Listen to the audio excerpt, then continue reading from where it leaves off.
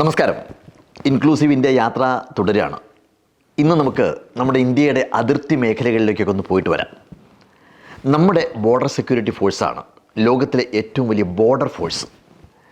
25 ബറ്റാലിയനുമായിട്ട് 1965 തുടങ്ങിയ BSFന് കീഴിൽ ഇന്നുള്ളത് 2,70,000 ഉദ്യോഗസ്ഥരെ ഉൾക്കൊള്ളുന്ന 139 ബറ്റാലിയനാണ്. ഇത്തവണത്തെ ഇൻക്ലൂസീവ് ഇന്ത്യ യാത്രയിൽ ഞങ്ങൾ 3 അതിർത്തികളിൽ പോയി. സിലിഗുരിയോട് ചേർന്ന് കിടക്കുന്ന ഇന്ത്യ ബംഗ്ലാദേശ് ബോർഡറിലെ BSFന് മുമ്പിലായിരുന്നു ആദ്യത്തെ പരിപാടി. ഞങ്ങളവിടെ ചെല്ലുമ്പോൾ ബോർഡർ രണ്ടും അടച്ചിട്ടിരിക്കുകയാണ്. നമ്മുടെ ഭാഗത്തും ബംഗ്ലാദേശിൻ്റെ ഭാഗത്തും റോഡ് നിറയെ ചരക്ക് ലോറികൾ ഇങ്ങനെ നിരനിരയായിട്ട് നിർത്തിയിട്ടിരിക്കുകയാണ്.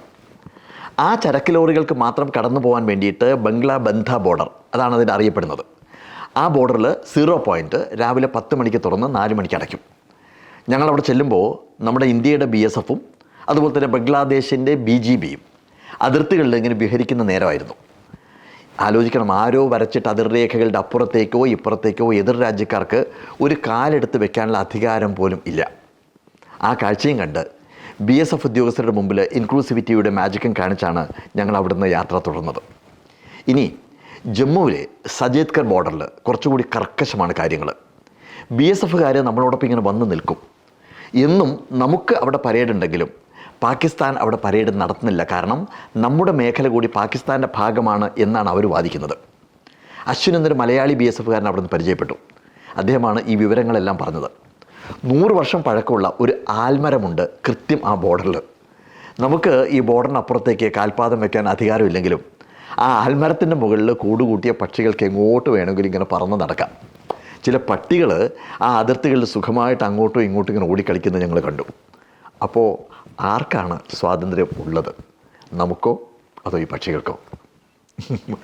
ആലോചിക്കണം. ഞാൻ ലോകരാഷ്ട്രങ്ങളുടെ മൊത്തം കാര്യമാണ് പറയുന്നത്. ഏതൊക്കെയോ രാഷ്ട്രീയ സമ്മർദ്ദങ്ങളുടെ പശ്ചാത്തലത്തിൽ ആരുടെയൊക്കെയോ അധികാരമോഹത്തിൻ്റെ ഭാഗമായിട്ട് ഒന്നായി നിന്ന ഈ ലോകത്തെ പല രാജ്യങ്ങളായി വെട്ടിമുറിച്ച് അതിൻ്റെ പേരിൽ അധികാര തർക്കവും യുദ്ധവും ഒക്കെ ഉണ്ടാക്കി നമ്മുടെ സമാധാനം കിടത്തുന്നത് ശരിക്കും ആരൊക്കെയാണ് അല്ലേ?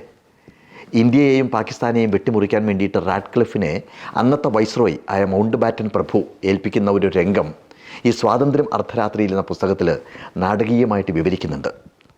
ഈ റാഡ്ക്ലിഫ് നെഹ്റുവിനെയും അതുപോലെ തന്നെ ജിന്നയെയും മാറി മാറി കണ്ട് അവസാനമായിട്ട് ഒന്നുകൂടി ചോദിക്കുന്നുണ്ട്, ഈ വിഭജനം അത്യാവശ്യമാണോ എന്ന്. രണ്ടുപേരും ഓഗസ്റ്റ് 15 മുമ്പ് അത് പൂർത്തിയാക്കിയേ മതിയാവൂ എന്ന് പറഞ്ഞപ്പോൾ റാഡ്ക്ലിഫ് പറഞ്ഞതെന്താണെന്നറിയോ? ഈ കീറുമുറിക്കലിന് വേണ്ടത് ഇറച്ചിവെട്ടുകാരൻ്റെ കോടാലിയാണ് എന്ന്. ഇതിനോട് ചേർത്ത് പറയാവുന്ന രസകരമായൊരു സംഭവം എവിടെയോ ഞാൻ വായിച്ചിട്ടുണ്ട്.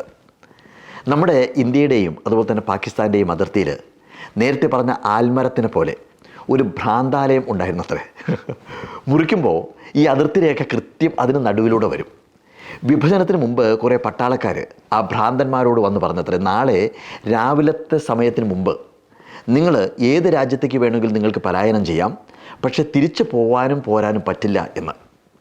അടുത്ത ദിവസം വന്നപ്പോഴും ആ ഭ്രാന്തന്മാർ അതേ നിൽപ്പാണ്. പട്ടാളക്കാർ ചോദിച്ചു, എന്ത് പറ്റി? ഭ്രാന്തന്മാർ പറഞ്ഞു, ഭ്രാന്ത് ഞങ്ങൾക്കല്ല, നിങ്ങൾക്കാണ്, മതഭ്രാന്ത്. നിങ്ങൾ വെട്ടിമുറിച്ചു കൊള്ളുക, പക്ഷേ ഞങ്ങളെ കൂടി ചേർക്കണം എന്നേ ഉള്ളൂ എന്ന്. ഒരു പക്ഷേ ഇതാരോ പടച്ചുണ്ടാക്കിയ കഥയാവാം. എങ്കിലും ഈ കഥയിൽ ഇത്തിരി കാര്യമില്ലേ എന്നൊരു സംശയം. ഇനി ഒരു ബോർഡറിലേക്ക് കൂടി നമുക്ക് പോകാനുണ്ട്, പ്രശസ്തമായ വാഗാ ബോർഡറിലേക്ക്. അത് നാളെ.